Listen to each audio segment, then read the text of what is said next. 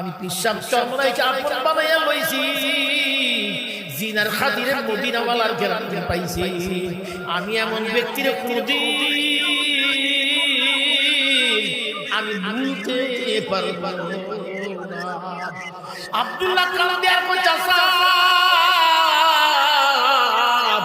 আমার ঘরের মধ্যে কেউ নাই, আপনারা দুশমন মনে করেন চাচা। এই মুহাম্মদুর রাসূলুল্লাহর মতো এত মায়ার মানুষ, এত মমতার মানুষ জগতে আর কেউ নাই। আমি ওনার প্রেমে পইরা নিছিলাম ইলাহা ইল্লাল্লাহ মুহাম্মাদুর রাসূলুল্লাহ। কলেমার বিদ্বেষী চাচা ডাক্তার বাতিজা আব্দুল্লাহ বল, মুহাম্মদের কলেমা সারবি কিনা বল। যদি মুহাম্মদের কলেমা না সারো, চাবুকের আঘাতে ব্যথাঘাত করে জর্জরিত করে দেওয়া হবে। আব্দুল্লাহ ডাক দেওয়া, চাচা যান, যত মারার মারেন, যত দেন, যত ব্যথা দুঃখে দেন না কেন, চাচা গো আমি তো এই কলেমা কোনদিন ছাড়তে পারবো না।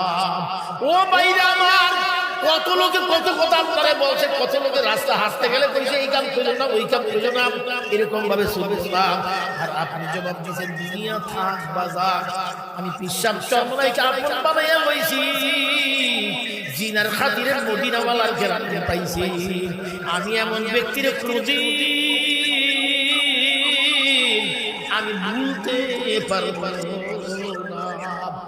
আব্দুল্লাহ কলেমা সারে না, চাচা রাগ কইরা গুসা করে চাবুকের হাতের মধ্যে নিয়ে বাতিজার গায়ে ব্যথাঘাত তার মধ্যে করে দিলেন। ব্যথাঘাতের আঘাতে আব্দুল্লাহর বদন দিয়ে রক্ত প্রবাহিত হয়।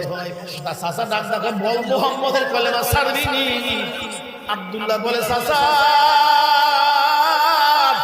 একটা বিন্দু রক্ত আমার গায়ে থাকা অবস্থায় খোদার কসম কইরা কই, আমি মুহাম্মদুর রাসূলুল্লাহকে কোনদিন ভুলতে পারবো না।